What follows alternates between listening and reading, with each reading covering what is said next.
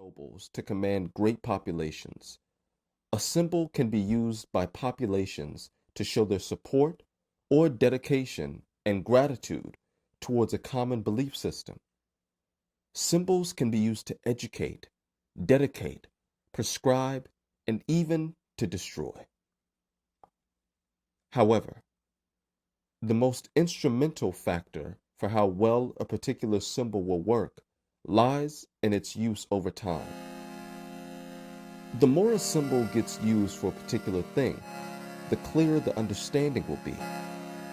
This increasing effectiveness through the use of symbols explains why certain symbols were carefully handed down from generation to generation. With each passing generation utilizing the same symbol, all the while building up a clear pathway in which greater results can be derived. In this documentary, we will explore many ancient symbols that were and are still in use over time, and the power and meaning behind these ancient and ingenious markings of communication. Today, we take symbols for granted. We interact with dozens, if not hundreds of symbols every day, from the steaming waves of your coffee cup that indicates the liquid is hot, to the octagonal red stop sign that you passively come to a halt to, the male and female symbol that indicates which bathroom is which, to the danger toxic chemical on the many things that can pose harm to us. As you share a post on Facebook or Twitter, cute and fun symbols known as emojis are employed to take the awkwardness out of your communications with others over the internet.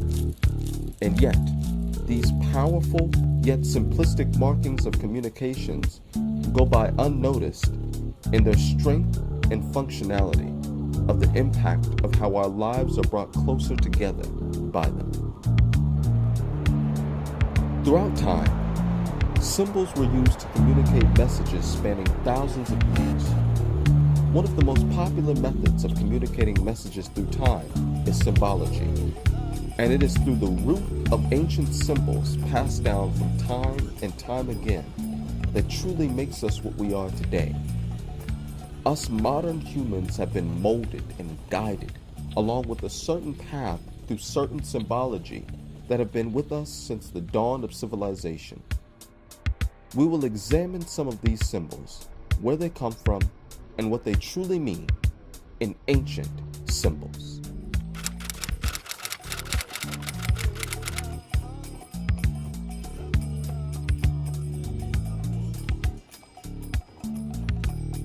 The yin-yang symbol, also known as the Tai Chi symbol, consists of a circle divided into two halves by a curved line. One half of the circle is black, typically representing the yin side.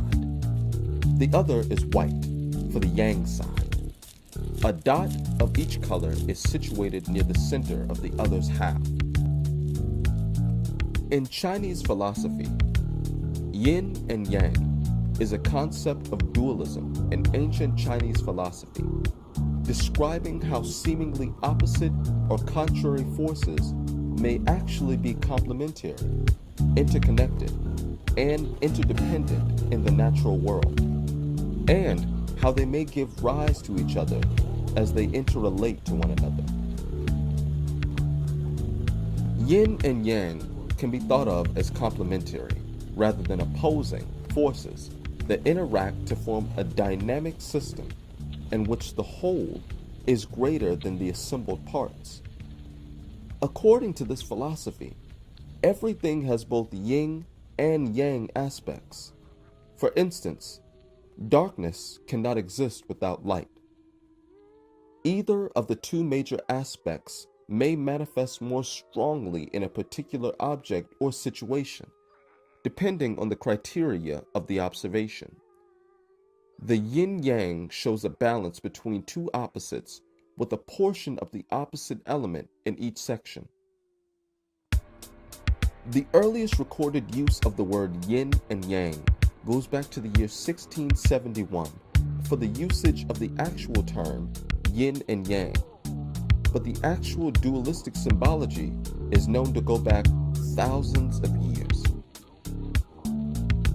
Yin is the black side with the white dot in it, and Yang is the white side with the black dot in it. The relationship between Yin and Yang is often described in terms of sunlight playing over a mountain and a valley. Yin, literally the shady place or north slope, is the dark area, occluded by the mountain's vast size, while Yang, literally the sunny place or south slope, is the brightly lit portion. As the sun moves across the sky, Yin and Yang gradually trade places with each other, revealing what was obscured and obscuring what was revealed.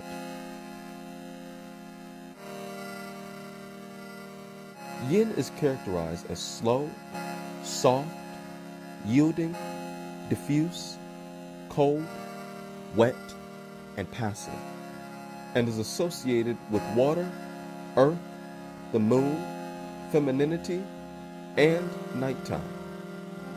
Yang, by contrast, is fast, hard, solid, focused, hot, dry, and active, and is associated with fire, sky, the sun, masculinity, and the daytime.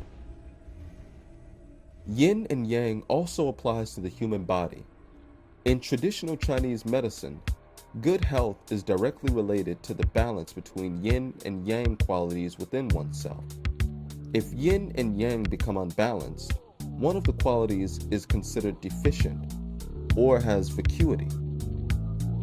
In the I Ching, originally a divination manual of the Western Zhao period, dating from the year 1000 to 700 BC, yin and yang are represented by broken and solid lines.